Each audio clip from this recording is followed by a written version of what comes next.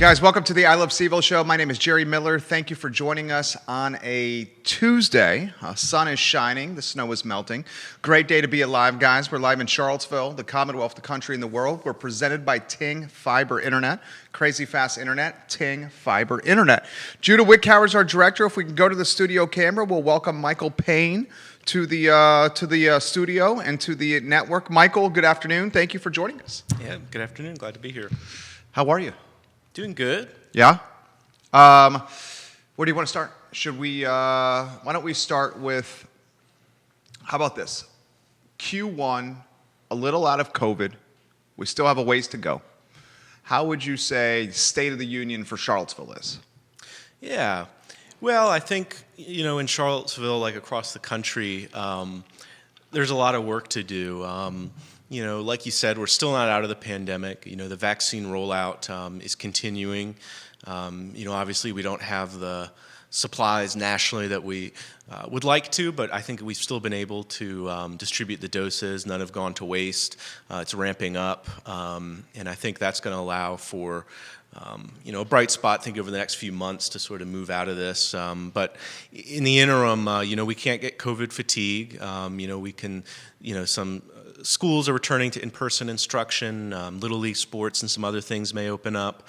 But we can't let our guard down and get complacent, like we've seen at the rise in cases of UVA, because if we do, it may just set us back, if we have a large super spreader event that leads to community spread.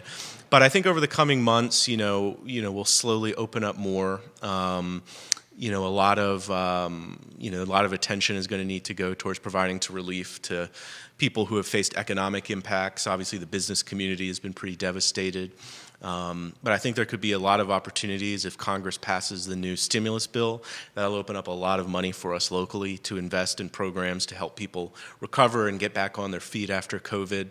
And so I think that's kind of where we're at. I think we're turning the corner, entering a better space, but there's a lot of work to do. Again, COVID has had a big impact on families, businesses, the local budget, and it's going to take some time to recover from it for sure. All right, so you already have a ton of comments coming in. We're going to save the comments and questions to the end of the interview. I will ask them to Councilor Michael Payne. Just before we talk shop, you are a year and change on the dais. No one predicted there was going to be a pandemic when you did this. How has it been just from a mental health standpoint, from a stress standpoint, from a sleeping standpoint? I believe you work nights, is that right? I have. I'm not currently, but I had earlier in my term. How's the mental health? Yeah. Well, I think, there's no question. I think it's been very difficult for both council and staff. We know you're entering, especially in Charlottesville, a very engaged, tough environment, but you can't predict a pandemic, an economic crisis, social movements for change across the country, everything going on nationally. And it's very difficult. But I think like everyone, people are, they're more isolated than normal. People are, anxious. Their kids aren't able to go to school. People have lost their jobs. It's a very difficult environment, and it's difficult for counselors as well, especially because I think, everything going on, it seems like in the city, and not just in the city. I've noticed a lot of groups and organizations that, whatever it is with the anxiety, the isolation, that people have really turned against each other in a lot of ways. And, in the city, not just city government, but I think, again, a lot of groups, I've just seen people sort of turn against each other. And I don't know if it's, an outgrowth of everything in the pandemic and all its impacts. But I think that's definitely something that we have to move out of and think about how we can come together more and focus on positives, because it's been so relentlessly negative. It's a challenge, and there's a lot of positive stories to tell in the community. But when we're so focused on the negativity, those stories get overlooked. They don't get told, and I think it can snowball into greater negativity, certainly in city government. So, I hope that's something that we can sort of turn the page on and change that dynamic and focus on the positive things we've been doing. And there's a lot of them. There's always more work to do. Nothing's perfect, but we have a lot of things to celebrate as a city government. We've done a lot of things during this pandemic, a lot of non-pandemic work related to affordable housing, climate change that other localities aren't doing. That's something that that's a positive story we should be able to tell. I've noticed with your social media, you've been emphasizing the positive with some of the stuff you've been posting, which I think is needed. From my side, and I think we contribute to the news cycle. From our side, I feel like we are just kind of responding to some of the stuff that's coming out. Right. And it catches everybody off guard. Maybe we'll save that for the end, because I want to talk about the main topic here, maybe West Main, the Market Street parking garage, school reconfiguration, and this budget. I watched the last meeting on Tuesday. First, give you props. It got testy. I thought you guys handled the testiness well. And then we started getting into the nitty-gritty of actual policy. And then West Main came up. And this looks like a 2-2 split with Councilor McGill as almost the deciding factor here on this West Main Streetscape project. Anywhere you want to go, open-ended, then I'll ask specifics on West Main, maybe a recap of what you said on Tuesday for council in the meeting. Yeah. Well, to the first part, I think last meeting, is an example of kind of, especially on social media, how negativity can go viral, shadow everything. Yeah. Because obviously the beginning of the meeting, it was contentious. There was serious discussion going on, and that really flavored, I think, a lot of people's memory of it. But we also later that meeting we allocated $250,000 to rental relief for public housing residents. All of council was able to work together to get $20,000 to go to a community group who's working on gun violence prevention and conflict resolution. We got our draft affordable housing plan, which it was the final draft, and a really strong, serious plan. So just in that meeting alone, we had all these positive things happen, but it didn't. It's not what people really remembered or it doesn't drive the news on cycle. Social media. No, yeah, and it doesn't. I don't think it drives as much social media engagement. But that is what it is. But to the question of West Main, I mean, I think it's it's definitely a difficult issue. It's a project that's been underway for more than a decade, really. Kathy Galvin was here, she said, since '88. Yeah. And she was here yesterday. Yeah, and it's gotten a lot of smart scale money. So, if you abandon the project, you leave that smart scale money on the table. And you also need to know that corridor is going to require some level of investment, no matter what, because it has a lot of deferred maintenance because they anticipated West Main would happen. So I get the difficulty of it. I mean, what I would say is I think our budget is in a very difficult situation.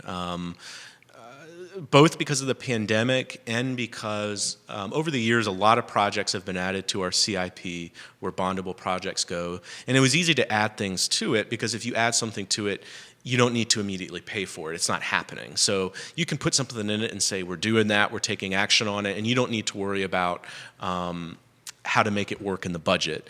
But all of a sudden, all those bills are coming due almost all at once. And then we've also had the pandemic, which has reduced revenues. So staff's analysis was everything in the CIP right now, if you include $50 million for school reconfiguration, and that could be closer to $100 million rather than 50. But if you just assume that it's just going to be 50 and everything in the CIP is as it is to afford it, at a minimum, over a 5-year period, we would need to increase the real estate tax by 10 cents or some equivalent of that level of revenue. It would deplete our debt service fund, and even if you did that, it would still leave no room for any new CIP projects. It would also freeze up most of the general fund, so you wouldn't have money to invest in departments or new staff positions. So when you're in that situation, you've got to prioritize and make tough decisions. And I see the vision of West Main. I would want to see it done. But when we look at the reality of the budget situation, I just can't prioritize it over schools, affordable housing, other basic infrastructure. And that project, which could be $20 to $30 million of city money, the deferred maintenance, the staff estimate is that would cost about $3 million. So you're looking at those kind of decisions. Now, if there was money from the federal government, in the new stimulus bill, if there was a way to, cut phase 4, get UVA, which pledged $5 million to put that into an earlier phase, and get the cost down to where it's close to that $3 to $5 million that's needed no matter what. Because was UVA's $5 million for phase 3? I think it was for phase 4. I'm not 100% sure, but it was not. It was stated in a letter. It was not like an MOU or formally fleshed out thing. So it's something they could be re-engaged with. And again, if we're able to do those things, cut phase 4, get UVA to make that commitment, and bring the cost down to similar to what the deferred maintenance is, no matter what, then I think it makes sense to do. But bigger picture, even if we were to zero out West Main Street and the parking garage, we still have a lot more work to do to make the budget work. Talk to me about school reconfiguration. What exactly does that mean? Yeah, so that's another thing that's been under discussion for, decade Forever. plus, Right. forever. In this case, it's reconfiguring Buford and Walker, reconsolidating, and creating a shared space for preschool instruction. And so there's a consultant who pretty shortly should be finalizing sort of the initial estimates and scope of work for the plan, and that I think will help guide a lot of discussion, because right now we're sort of having to discuss it without any sense of like what draft plan there even is.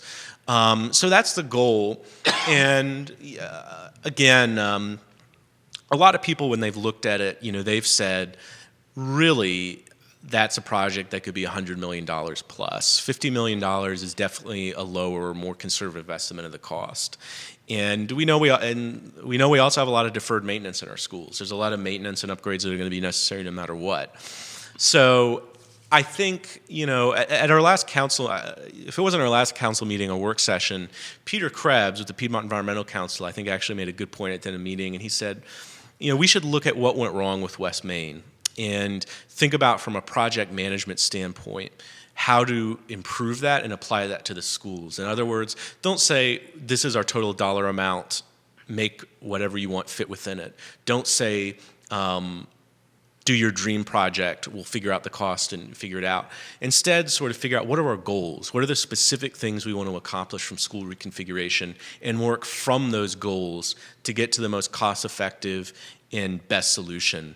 And so I think once we get that, the initial estimates and plans, we're going to really need to have a lot of conversations between council and the school board and really dig into this thing and talk about it in a way that, at least in my time, just speaking for me personally, I have not had those deeper discussions with the school board and figure out, is this a project we want to phase? Do we want to do it all at once? How are we going to figure out the cost? If it's looking, at a $100 million price tag and thinking about the impact that's going to have on our revenue and the need for tax increases, get the school board involved in selling the community on that plan and the need for those revenue increases, and work from there. But, I still think we're sort of in an early stage of it in a way, even though so much work has gone into it. We're going to need to have a lot more discussions and just face the reality of our budget limitations, while again also acknowledging that our schools clearly have a lot of deferred maintenance and need investment no matter what. So we can't just say, we're not going to do it. We're going to wait 10 more years and see what happens. That's not going to be tenable either. Play devil's advocate with you for the sake of a talk show. The money for the state could go away. We're not sure if the money that UVA would allocate to West Main, whether that could stay or go away if we don't do the project. The underground utilities need to be replaced, so we're going to be digging up the ground regardless. And the school reconfiguration is still a little ways away. We don't have tremendous clarity on that. Where the West Main project, we do have clarity and is quicker to a go or a start. Thoughts? No, I think they're all fair points. And I think, something we've all talked with the new city manager, Chip Boyles, about is, if he can take a look at it, holistically and figure out, is there anything we can do, and think about it as a citywide picture with West Main Street. Because infrastructure and smart scale is really his wheelhouse. Yeah, that's how he cut his teeth. Yeah, I mean that's what he was dealing with, every day on the Planning District Commission. So I'm sure he has a lot of thoughts. And again, if there's a way to make it happen that ends up saving us more money than it costs, I hope it's able to happen. All I'm saying is I just think we need to confront the reality of our budget situation.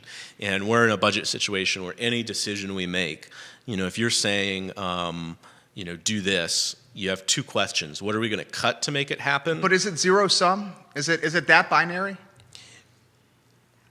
There are ways to find solutions. I mean, for example, if you can cut phase 4, get UVA's commitment to it, you can look at it big picture, especially if there's stimulus money from the federal government. But unfortunately, I think a lot of our budget decisions, especially this year, it is going to be, the reality of it is, if we spend this, what do we cut, or what's our revenue increase? And revenue increases aren't enough on their own. You're going to need to decide, if we make an investment, what are we going to cut? It's not a good situation. I don't like it. But as a locality, we have a limited budget. We can't run deficits like the federal government. And the pandemic has really devastated local revenues. Could you put that in perspective, how it's devastated? How much so?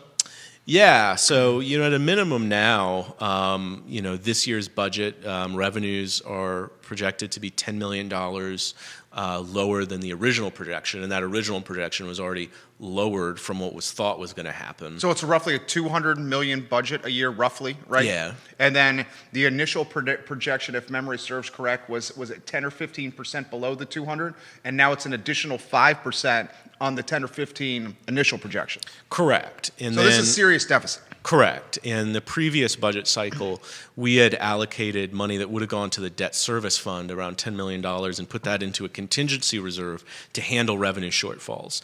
And now in that fund could be depleted, which means that money that would have gone to help finance bondable projects is now zeroed out and gone. So it's very difficult. The one thing I think could change the situation is the stimulus bill from the federal government. If that includes support for local and state governments, and it also includes something like the CARES Act, then we could be in a very different situation, and that I think could be a game changer. But until and unless that happens, unfortunately, we just have to confront a difficult budget reality because, again, unlike the federal government, we can't run a deficit. Our budget has to be balanced, and if it's not, your bond rating goes down. If I'm reading the tea leaves correctly, and I'm basing this off this past Tuesday's meeting, I see Councilor Snook and Councilor Hill voting in favor of this. Yourself and Mayor Walker, no. Sean McGill on the fence. Reading the tea leaves, I think Councilor McGill is going to side with you guys, with Mayor Walker and with you. And unless someone comes to the table, and I guess I'm kind of alluding to UVA here, perhaps something that's been in the works since '88, this streetscape project on West Main, could go away. Mm-hmm. Is there any opportunity to negotiate with UVA to step up from a financial standpoint? Well, we talked about that at the meeting, and certainly I have talked with the city manager about the possibility of engaging in that conversation. Because they got money. Yeah, and is there any way to figure out how we can do this and make this work? Because again, I see the value of it. I would want to see it happen and be able to make it work without a huge budget impact. But again, I would say the unfortunate reality is if we're talking about these projects, like when you're talking about there's a strong case to be made for why there's a huge cost to not moving forward with West Main Street and what's lost. But the problem is you also need to think of it big picture and think about because if we do West Main Street, another project is going to have to be sacrificed, and that same case could be made for that project. So you just have to evaluate the trade-offs between what's lost on West Main Street versus what's lost if you can't do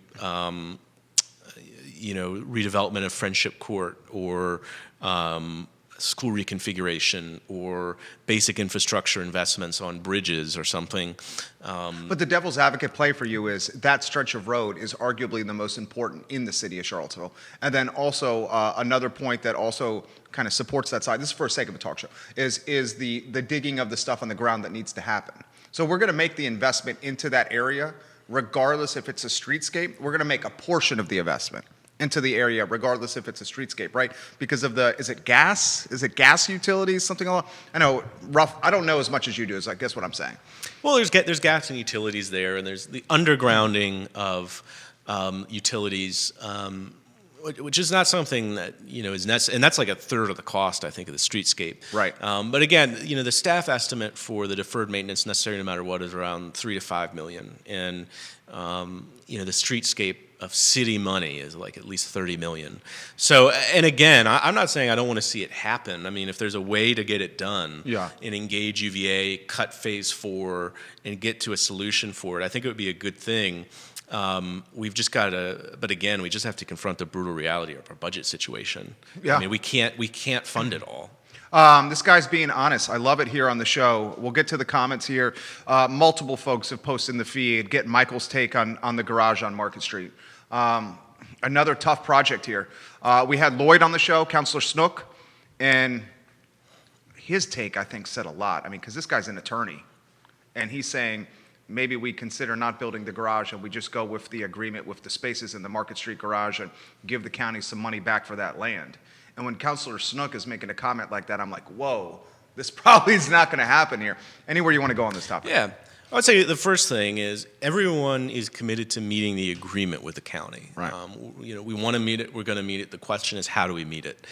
And, I've had the position all along that I don't think a 300-space garage directly across from an existing parking garage is an investment that makes sense as a way to meet that agreement. We've got a surface lot there that already has, I believe, 67 spaces. The agreement calls for 90 spaces. If the goal is just to meet the agreement, removing 67 existing spaces to build a not 300-space parking garage when you could meet the agreement with just 20 or so more spaces does not make any sense. Now, I think there's a separate question, which I think is what has actually guided the drive to build a 300-space garage of we want more parking downtown generally, and we see this as an opportunity to build that additional parking. I think that is really driving the parking garage. But when it comes to meeting the agreement, I would definitely think there's a more cost-effective, sensible way to meet it. We don't need $15+ million for a 300-space garage. And that, we don't know how much telework is going to be permanent after the pandemic. And I think it absolutely, at a minimum, makes sense to say, like, hold wait off. and see. Let's provide the county with the spaces they want to meet the deal, but hold off, see how the parking situation rebounds. And obviously we're still in the pandemic, but the usage of the parking garage has not gone up yet. I mean, there's someone who has scraped, they have a data visualization every day. It scrapes the data about usage of the garages. I mean, it's still flat. It hasn't gone up. And, it obviously will go up as we get out of the pandemic, but we don't know how many of these new office spaces are going to be more empty than they originally thought. And the final thing I would say is, I think we need to make data-driven decisions when we're thinking about how much money we're going to spend to evaluate what's the cost-benefit analysis. And parking is one of the areas where there's the biggest mismatch between people's perception and the data. I forget the exact numbers, but Richmond recently did a downtown parking study, and it looked at peak hours, the utilization of their parking spaces downtown. And it was something like at peak hour, most used days of the year, only around 60% of the spaces downtown are used. At non-peak hours, you're looking at only 20 to 30% of parking spaces are used. And yet in the survey, something like over 70% of people said there's a parking shortage downtown. Yeah. I think we have a similar situation here in Charlottesville. The data does not show that there's a parking shortage. The last parking study we did, granted it was several years ago, explicitly did not recommend building new parking. It said we didn't have a parking space problem, we had a parking management problem. Yeah. And I think that's a reality. And again, you look at other cities, pedestrian traffic is what drives business in a downtown area, especially a pedestrian mall. And we don't have a parking shortage, and building a 300-space garage is not going to be the thing that helps businesses recover. There's just no data to support it. And I know there's a common perception that is against that, but I think we just need to make the decision based on the data. It's a healthy sign when you have a downtown where you can park, but not every single space is open. Yeah, it shows activity. Devil's advocate then. Demand for parking returns, but we gave some of the spaces to Albemarle County and in the garage that's supposed to accommodate the demand. Thoughts? Well, then again, we act then, and we try to respond then. if that's the situation and there's clear data showing there's a parking shortage, then you act and figure out how to proceed to build sufficient parking spaces. The other thing I would say is, there's a number of new office spaces that are coming online, but they are building parking. There is new parking being built. 323 is a good example. In the downtown area. And you look at the data on the usage of the Market Street Garage and the Water Street Garage. There's only a few days a year when Market Street reaches capacity, things like Tom Tom Festival, some kind of event. But it does get near at peak hours on peak days, so Tuesdays, Wednesdays at noon, and then it goes down. But at that specific hour, you may have to drive to the top of it. But the Water Street Garage at peak hours, peak days, is only like 50 to 60% utilization. So the other question we have to ask ourselves, is it really a crisis if someone has to drive and park in the Water Street Garage versus the Market Street Garage? I would say it's not. Certainly not the level of crisis that justifies a $15 million investment when we're in this kind of budget crunch. Michael Payne, well said. Last question on this topic and the parking management or mismanagement issue. How do we solve that then? Mm-hmm. And then to tag on to that question, have you felt out the Board of Supervisors from Albemarle County that they're okay with this alternative option, the option that was written into the deal? Right. So Chip Boyle's engaged with a conversation with Albemarle County executive, and he said that in the meeting. Yeah, from what we heard, it was a positive conversation, and from their perspective, really all they're looking for is the parking spaces. They don't care how they're delivered. If they have the parking spaces, they're okay. And like you said, there are things explicitly written into the plan that allow for them to have parking spaces without a garage. So they're okay with that. They're just looking for the spaces. It was the other. Well, you answered it. They were looking for the spaces, and Chip kind of assessed the temperature with the Board of Supervisors with this agreement. All right. So the final question is, Joe Plantania had some comments about this in the media today, that he's not going to pursue charges with Mayor Walker and the credit card policy. To a certain extent, what you said to begin the show, where you were hoping for some positivity from the community, we need to contribute that as well, because over the last, say, 2 or 3 weeks since she did the live on Super Bowl Sunday, I'll be straightforward. We undoubtedly here have contributed to that topic being in the news cycle much more prominent than it otherwise would. To our point, we would not have known about this if it was not for the Super Bowl Sunday Facebook Live. None of that details would have come out if the Facebook Live had not have happened. Now, I'll start open-ended like I have with every topic. What do you make of the entire credit card policy situation? Sure. Well, I think Platania's letter speaks for itself. I think it just assesses the situation accurately. I don't think there is anything immoral or wrong done here. I don't think there's anything certainly not anything done that was criminal, certainly not anything that would warrant prosecution, and that's what Platania said in the letter. The issue is we have an outdated, bad policy. I think George W. Bush was still president the last time the policy was updated. Richardson tried to update it. Yeah, and when he was here. It's something that council should have done, and we didn't. And so we need to make it happen now, because the policy, it's unclear, it's old, and there are, unfortunately, limitations in Virginia with the Dillon rule. And I think all we need to do is just clean up the policy, streamline it, so there's not any gray area or uncertainty for staff and council.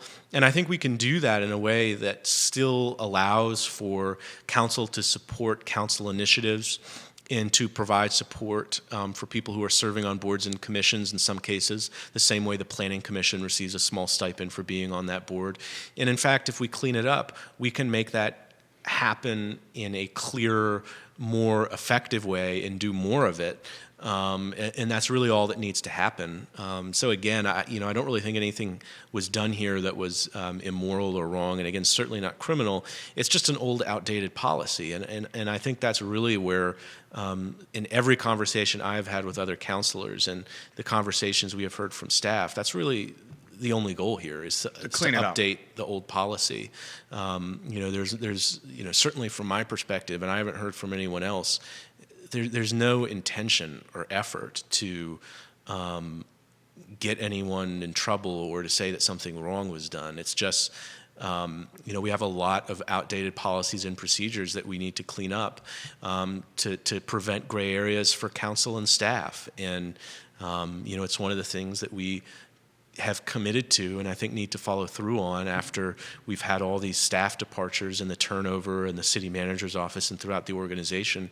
There's clearly a lot of organizational things we just need to clean up so we can govern better, and I think and I think we can do it quickly, and I think it can again be done in a way that still makes it totally possible to support council initiatives, and I think it's an easy fix, really. You got the Progress, the CVille, CBS 19, and NBC 29 watching now. All right, that's the last I'll ask on credit cards. A couple more questions I want to ask. Props to you, and I gave you props when you did it, when you wrote the commentary that was published on CVille Tomorrow, where you were offering transparency and kind of some thinking and stabilizing the organization. I think that was in some ways almost the beginning of a fresh start, what you did. Then Lloyd also responded to that, Councilor Snook, by offering some perspective of what's happening as well. You led the charge. Then you guys brought Chip Boyles in as the city manager. Expectations for Chip, Mr. Boyles, Tuesday's council meeting, which I think was his first, Councilor Snook said, hey, no pressure, but you figure out a way to see if we can make this $15 million West Main Streetscape project work. And I was like, wow, Chip. Chip Boyles, anywhere you want to go.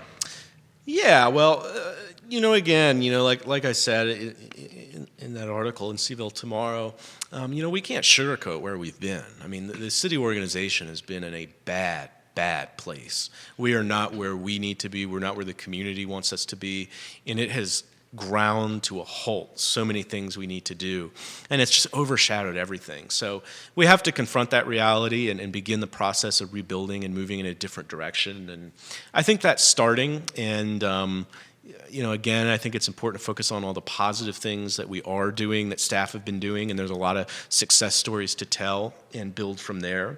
And I think Chip is definitely committed to that and committed to trying to do what he can to bring together the team within City Hall, elevate the work they're doing, empower them to make positive changes and tell success stories they have in their departments, and work with them to figure out how to make this budget work. And I think his first priority is overwhelmingly to get the budget done and to get a strong budget that's balanced, figure out what we're going to do with the CIP this year, figure out how we can continue our support for affordable housing. Fill some positions. I think the number one thing is getting the budget done in the immediate term. The second thing is filling those positions. How much vacancy is over there? There's a significant amount of vacancies. Yeah. I mean, there's no deputy city managers. There's no HR director. There's no permanent NDS director. How does it There's run? no risk management. How do we run without these people? Like, I have no idea. It's the reality is you cannot operate firing on all cylinders. I think it forces staff to focus on what are our core functions that we have to do and figure out how do we get all our resources around accomplishing what we need to do. And then once you've done that, figure out what additional staff resources to work on some other initiatives, do creative new things, but there's no question around it. When you're in that situation, you are extremely limited of what you can do. It grinds things to a halt. It prevents you from starting new initiatives. It grinds to a halt things like our Civilian Police Review Board, the work that the Human Rights Commission has been trying to put forward. It slows down implementation of an affordable housing strategy and other things. So it has a real effect. And again, just a month or so ago, until, Chip came on, one or two other additional departures, I mean, we would have been looking at a situation like, can we get a budget done? Like, you might need to be worried about, is your trash going to be picked up? That's how bad it was. And fortunately, with Chip coming on, we're much more stable than we were. But we've got a big hole to dig out of. And I think the big thing we need to do is support the city manager, allow him to do his job, and give him the latitude and empowerment to rebuild fill vacancies, make some procedural and operational changes, and just slowly start to get it to a better place, because it's a huge task. And again, number one thing, budget, but two is definitely filling those vacancies, because that's something we haven't been able to do. A lot of people have left. A lot of people have been offered jobs and said, never mind. Right, they took it and they never showed up. Right, and you know and I mean, there's no HR director. That's even harder to recruit search candidates. committee's piecing out. Yeah, the search firm was like, we can't. We got to piece out. So I mean, we're definitely in a better place and moving in a better direction, but it's a lot of work, and we've got to support the city manager to allow them to rebuild, because it's gonna take time.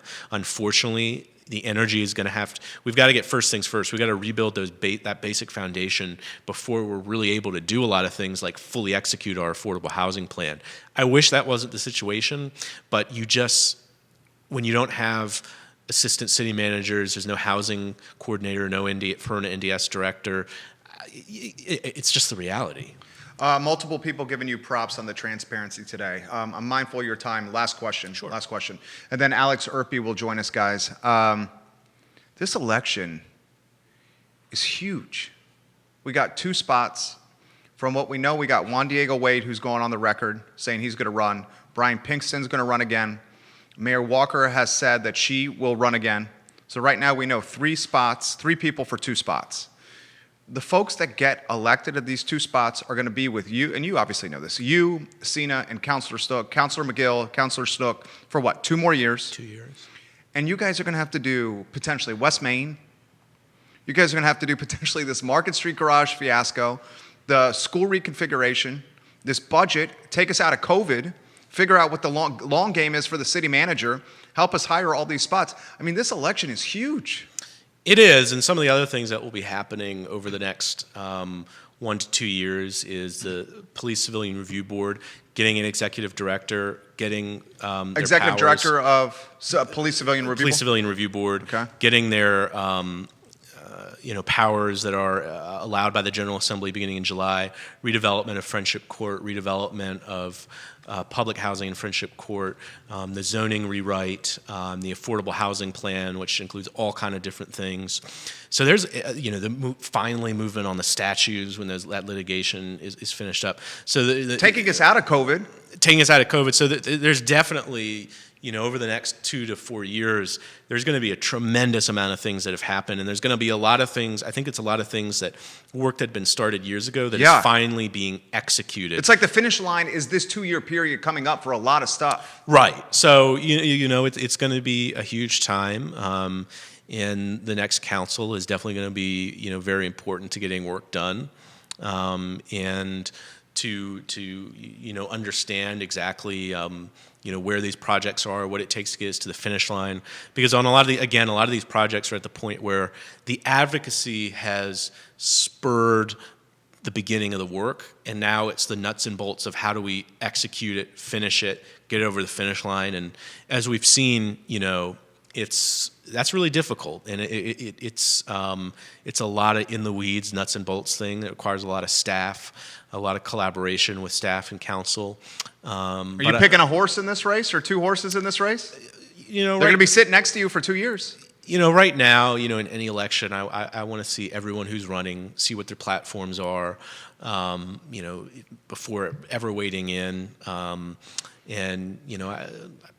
ran with Brian Pinkston, know him well. I know Juan a little bit, not too well yet. Obviously, know Mayor Walker. I've worked with her, and I think someone else announced yesterday. I think. Oh yeah. Did I miss that? Yaz Washington, I believe, announced on social media. Okay. And there could be additional candidates. So again, I'm really waiting to see everyone who's running, see what their platforms are. I think I'm able to work with.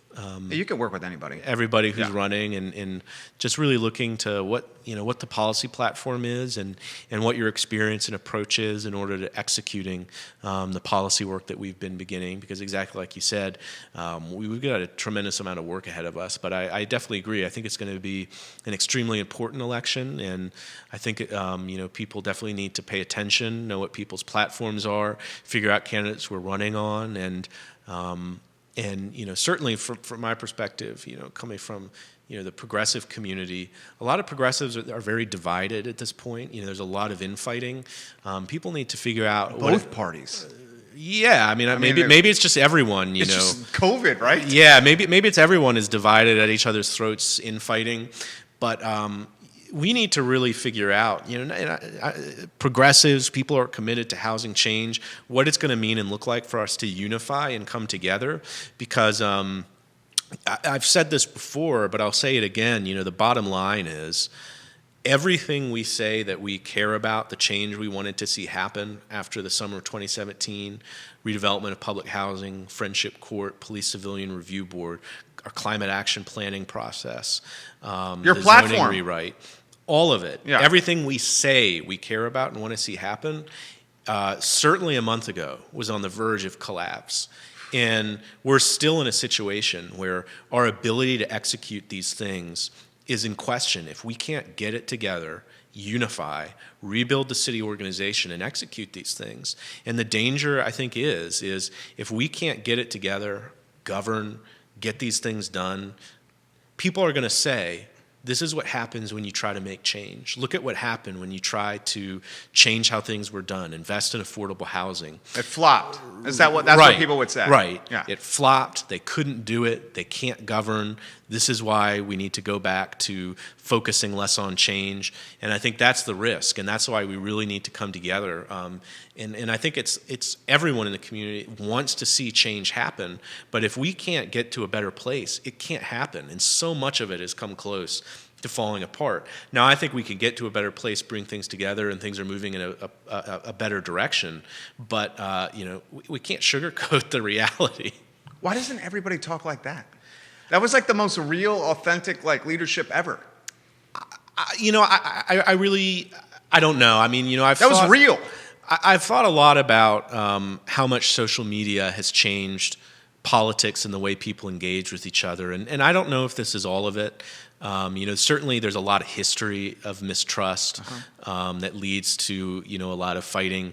But I have really wondered how much social media, these algorithms designed to just whatever gets the most engagement, anger, polarization gets the most engagement, and how much it's really structuring how people think and talk about politics, and how much it's really leading people to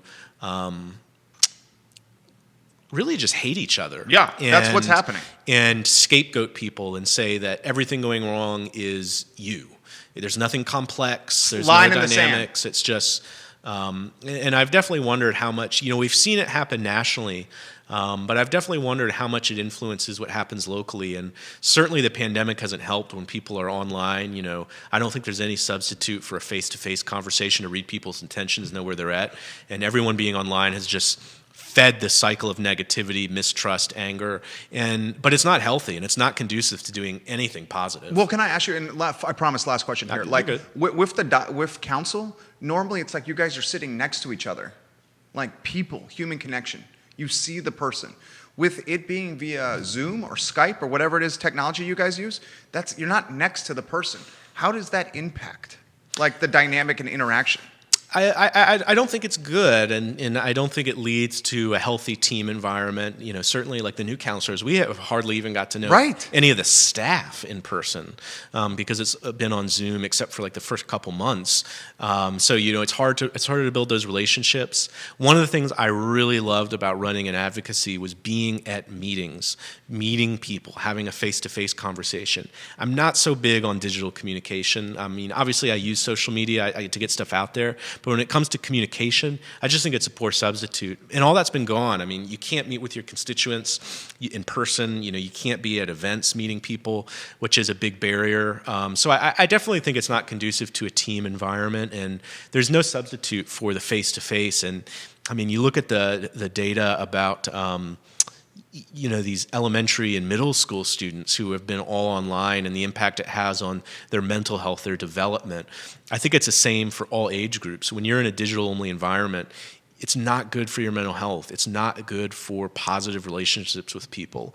It's just not how we're meant to talk to people and live. And when you're just staring at a screen and it's people insulting each other and you can't read intentions, you're not going to get a healthy team environment. So I definitely think it's part of it. And we've got to get to a better space, and I think we can, but we've got to acknowledge like where we've been at, and acknowledge, I think, that in the pandemic, I mean, we've got 500,000 people who have now died at this point. We've got the Capitol riot, people breaking into it. We've got all the dysfunction nationally. We've got people whose kids can't go to school. Their businesses have closed. They lost their job. They don't know if they're going to be able to pay their rent and utilities. People are scared. People are anxious. People have been depressed. People have lost family members.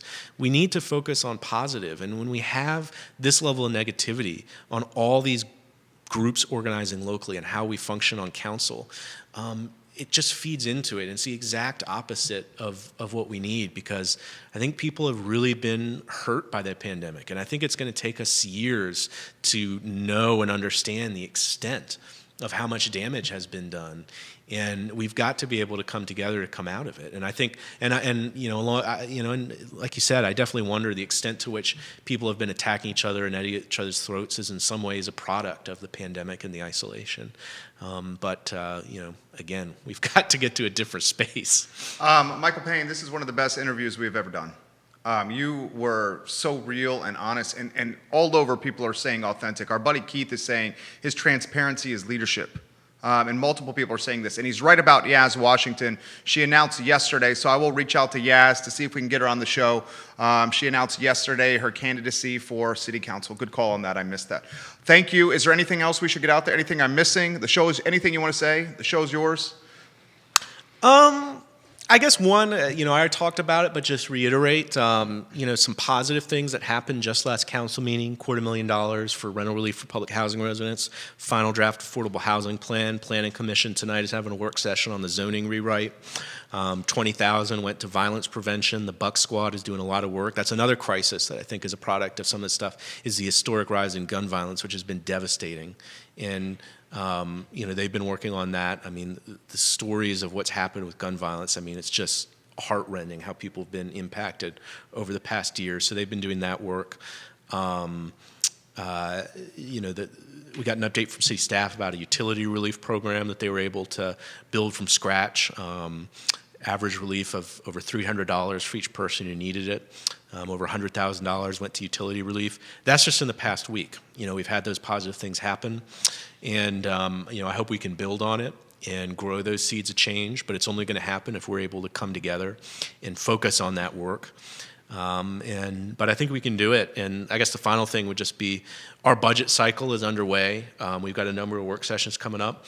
I'd really encourage everyone in the community to pay attention, get involved, figure out the specifics, because it's really going to take the whole community to figure out what we want to make our priorities and how we're going to make it happen. And the community needs to raise their voice, because when you need to make hard decisions with trade-offs, the community needs to make it clear what is our number one priority versus other things. So I hope people will pay attention and get involved there, and that we can just build on the positive work that's been happening in the past year. I hope so too. Michael Payne, Charlottesville City Councilor, thank you for joining us. Definitely. Anytime. We're grateful. We're grateful. Anytime. J-Dubs, I'll reach out to Alex now. If we could help Councilor Payne out, that'd be great. Thank you so much. Thank you, Michael. Thank you. Yeah, thank you. Alex Urpí here, moments away. He is the co-star of Today y Mañana, which airs on this network Thursdays at 10:15 a.m. Alex, you are live. Thank you, Michael. You too, Michael. Hey, Jerry, how you doing? I'm doing well, Alex. What'd you make of that interview with Michael Payne, Charlottesville City Councilor? It was interesting. I especially liked the ending part. I caught the ending of it just on the importance of face-to-face. I'm a big believer of face-to-face communication. I was putting in the comments there, the word virtual, we use it now to mean tech, but it once meant almost the same, but not as good as. If I'm virtually a genius, I'm not actually a genius. So virtual communication is a substitute, but it's not as good as the real thing. Well said. And making sure we focus on that positivity. Well said, Alex Urpí, CEO of Emergent Financial Services. This gentleman, along with the affable, likable, and approachable Xavier, hosts Today y Mañana on the I Love CVille Network, Thursdays at 10:15. My man, you got another show cooking that's going to be fantastic. And yes, we delayed it a week with that. We planned that storm last week just to increase anticipation. We wanted to make sure people were even more excited. For Johnny Ornelas, he's got El Mariachi with Guadalajara, which I mean, when I had prepared for the interview with him, I went to go look at El Mariachi, all the things on his menu. Dang, I need to get out to Zion's Crossroads and go there, because I mean, everything looked good on that menu. He had the Mexican hot dogs, which I didn't even know that was a thing. But what was on those, I mean, it was like bacon and all these other, the spices, pico de gallo on his hot dog. And I was like, dang, I need to actually get myself out there and try that. So it's really exciting. He does a lot so much for the community, really getting involved. So we're going to find out what he's up to, what his plans are. And then, of course, we got Fernando Dizon. He's Little Manila.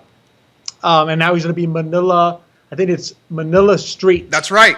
Is his name in Dairy Market. Dairy Market. That's right. Which I think they're looking at a March-ish opening there. So we're going to ask him about that, see what the transition's been from food truck catering to, having spots, and now to having an actual physical location in Dairy Market. We'll see what he's thinking, what his plans are for that. What makes these two entrepreneurs, these two restaurateurs successful?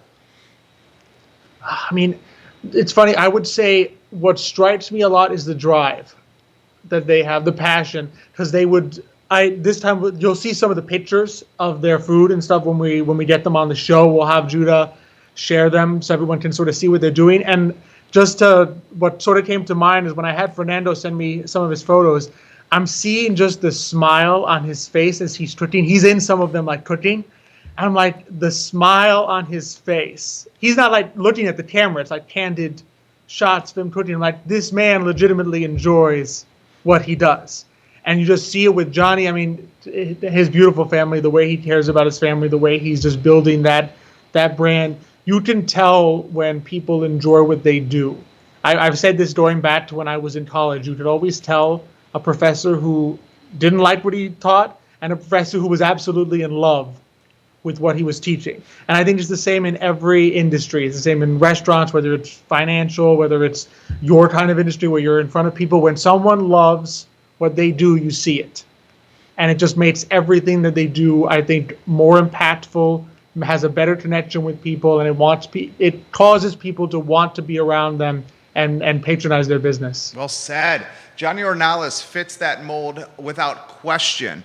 The man who owns the Guadalajara Fry Springs and El Mariachi in Zion's Crossroads. Can you put in perspective the guests you have on Thursday on Today y Mañana from a leadership, role model, mentor standpoint within the Central Virginia community, within the Latino and Hispanic community? Johnny Ornelas is big-time people here.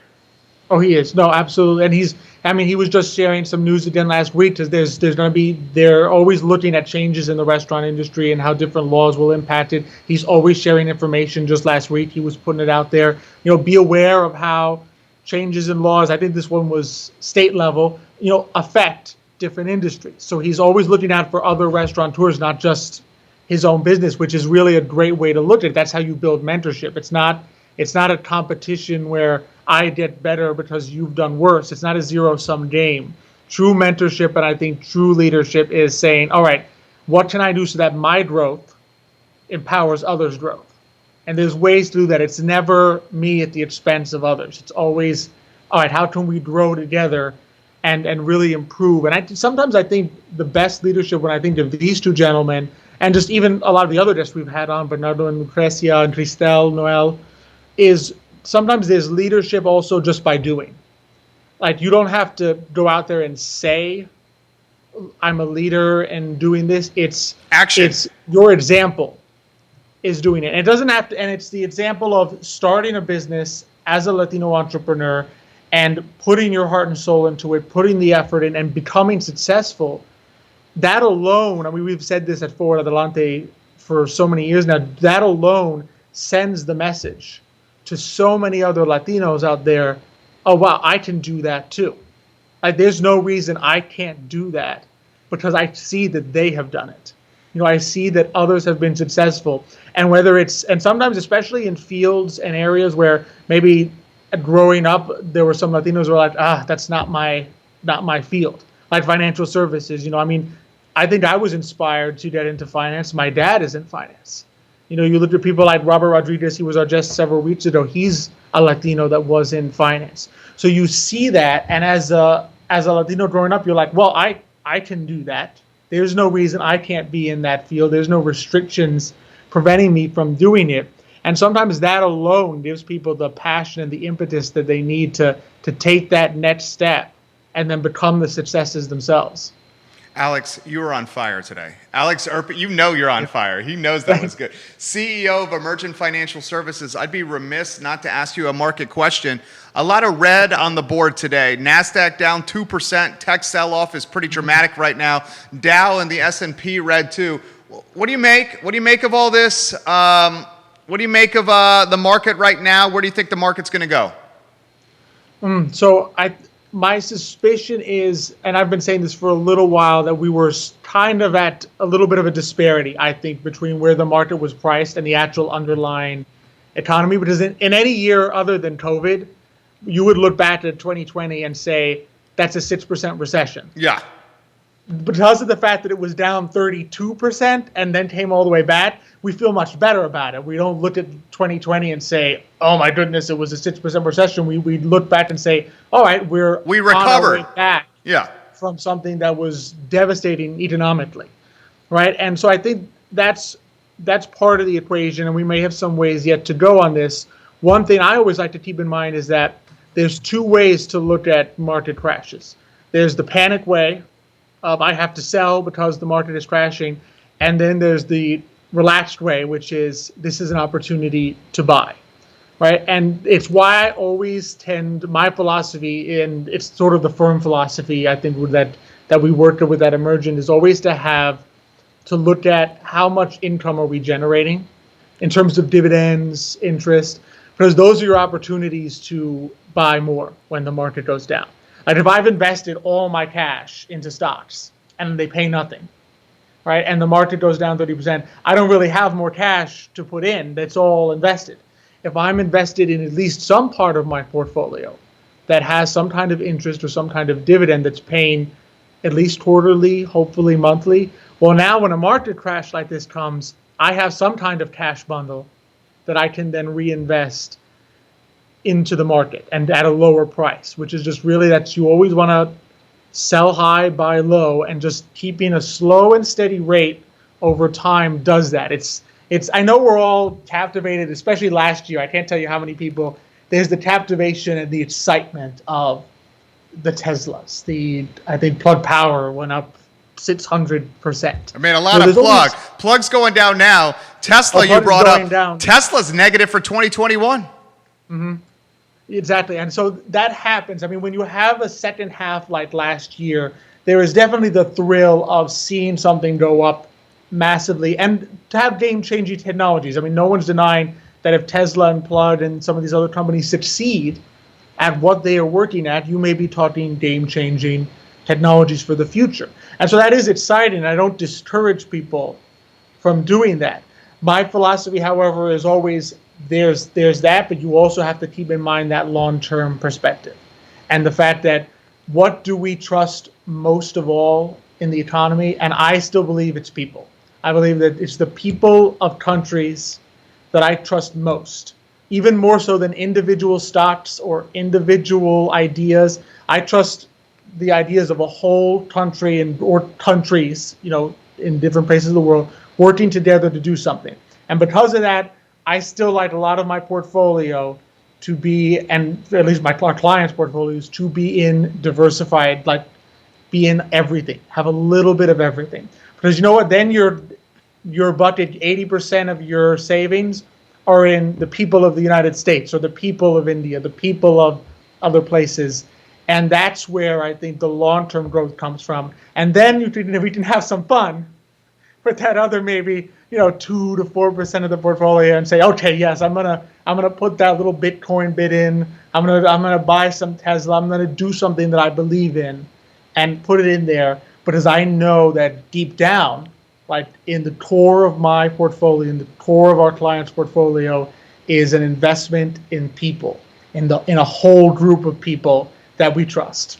Alex Urpí, you just hit a grand slam, dude. You represented Emergent Financial Services extremely well, and your family extremely well right there. He's the CEO of Emergent Financial Services. I'll say it again, Emergent Financial Services. He and Xavier, his father, host an entertaining and informative show that spotlights the entrepreneurial community in Charlottesville and Central Virginia, the Hispanic and Latino community in Charlottesville and Central Virginia. It airs Thursdays at 10:15 a.m. on the I Love CVille Network. It's presented by Emergent Financial Services. My friend, I cannot wait for Thursday's show. I cannot wait to see Johnny Ornalis in particular, and hear Xavier and what he's got cooking as well. Please tell him. Please tell Xavier I said hello. Will do. I know he's done a lot cooking for this one. I think he'll have some fun things to say. We'll have a fun talk. Every show he has surpassed expectations. I cannot wait for Thursday. Thank you, Alex. You have a great one. You too, Alex Urpí. Today was a fantastic show, right? We have a frank conversation with the Charlottesville City Councilor, and we have just a phenomenal evangelist for Charlottesville and Central Virginia, and Alex Urpí on today's program. That's the program. That's the show. We talk real stuff on this network. Judah Wickhauer is the director. My name is Jerry Miller. This is the I Love CVille Show, presented by Ting Fiber Internet, crazy fast internet with Ting. You get the best deal possible through I Love CVille at ilovecville.com. ilovecville.ting.com. Is that what it is, Judah? Thank you very much, Judah. ilovecville.ting.com. I'll give it to you again. ilovecville.ting.com. And you can save $288 on the best internet out there, the internet that powers this network. You guys have a good afternoon. Take care.